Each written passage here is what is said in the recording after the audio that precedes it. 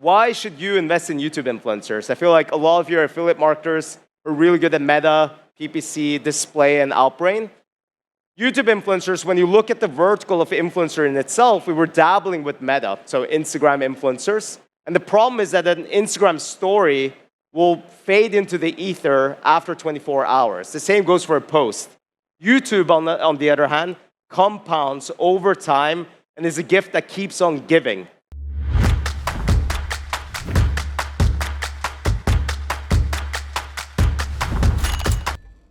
Let's start with the CPM ceiling. Here are some dummy influencers. They're completely fake, but that should give you an idea of how we think about things at Peak 21.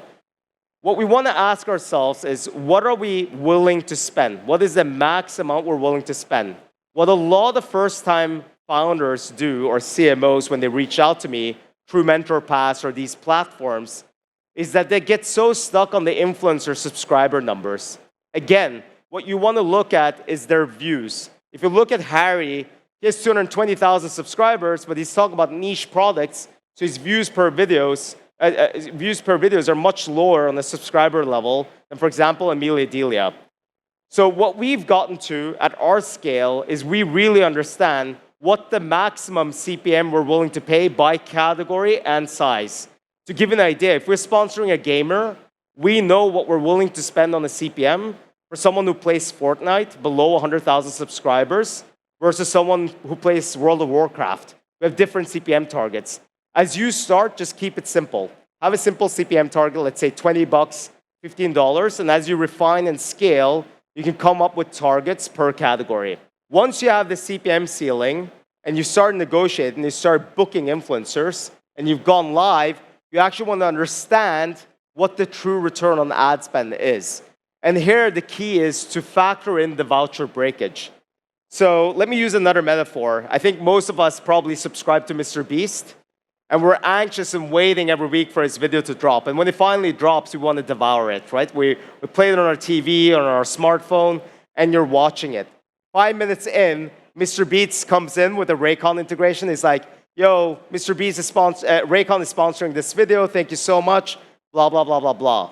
You trust Mr. Beast. He's doing an excellent job of selling your product. However, you as a viewer, you want to consume the content. You want to complete that video, but it is where you learned about Mr. Beast in the first place. So what you want to do is understand that for YouTube, breakage is a real issue. People don't convert immediately.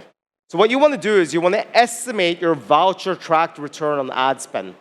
What does voucher-tracked return on ad spend mean? It means any order that has an influencer code attached to it. So let's say I spent $1 million on YouTube this month, and the revenue generated with YouTube influencer codes is 1 million. Obviously, the voucher-tracked return on ad spend is 1. What you then want to do is you want to look at your post-purchase survey data. You want to ask your customers, where did you hear of us? There, in that survey, you're seeing that $3 million of your revenue is attributed to YouTube. So you know that YouTube is understated by a factor of up to 3. Once you have done this, you calculate your true return on ad spend. So effectively, what you do is, let's take Adam Liu in this example. We spent $750 sponsoring his video. He generated $300 of ROAS according to his voucher usage. And his voucher track ROAS is 0.4. Now, my multiplier is 3, so I'm taking 0.4 times 3, and I'm getting 1.2. It's pretty straightforward so far, right?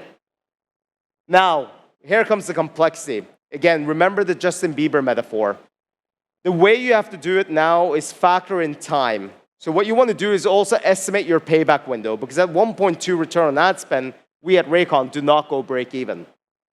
So for Raycon, 50% of our customers will convert within 7 days of hearing about us, 70% within 30 days, and 80% within 60 days. And we asked this question on our post-purchase survey. We then use this data to create a multiplier to extrapolate and predict our return on ad spend.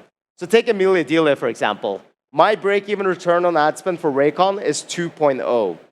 So her true ROAS after 7 days is 1.2. So what you want to do is, let's say Amelia Delia drops on Monday, 9 a.m. The subsequent Monday, 9 a.m., You want to calculate her true return on ad spend 7 days after she's been live.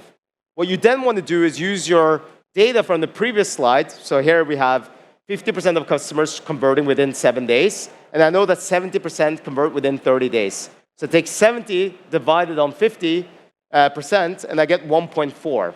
If I take 1.2 multiplied with 1.4, I get an estimated return on the ad spend for the first 30 days of the video being live. Now, immediately lands at 1.68. Then I do the same for 60 days, extrapolate it, because I know that 80% of my customers come in within the first 60 days of hearing about the brand. And there you can see that Emilia Dila is close to break even.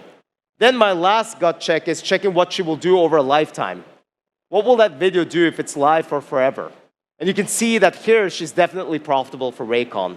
So this gives me a sense of comfort that Emilia Delia, if I book her every other month, she will bring in profits. Now you found your winners. How do you actually utilize your winners in an effective manner and get the most out of them? So for example, at Raycon, we have our return on ad spend target, not to sound repetitive, at 2.0. We have 50% of our purchases within 7 days, 70% within 30 days, and 80% within 60 days. So it's very simple math.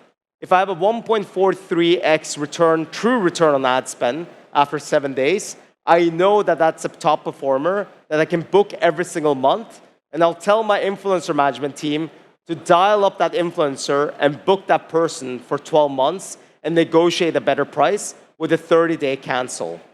If you come in at 1.25 to 1.43, then we're talking about someone we should probably book every other month or renegotiate so that that person comes in to the 30-day window. What you want is shorter payback windows, obviously.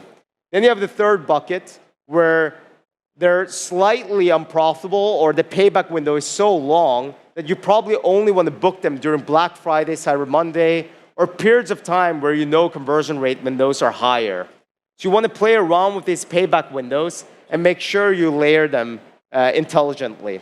The last bucket is of obviously the people who are not profitable. You want to write them off or try to renegotiate them. In 9 out of 10 cases, you can't get them to profitability in our case. And what is really interesting is when you sit down with your CFO, what we've done at Raycon is we've calculated our exact payback window as a blended average when we book influencers. And as a result, we can forecast our cash flow. So in the first year of Raycon, 80 to 90% of our spend, we tried to concentrate in the first bucket because we wanted predictability, wanted cash immediately. In the second year, we were able to layer in 30% of our spend with longer payback windows. And this gives you scale, and this gives you flexibility, and most importantly, it gives you a ton of profits.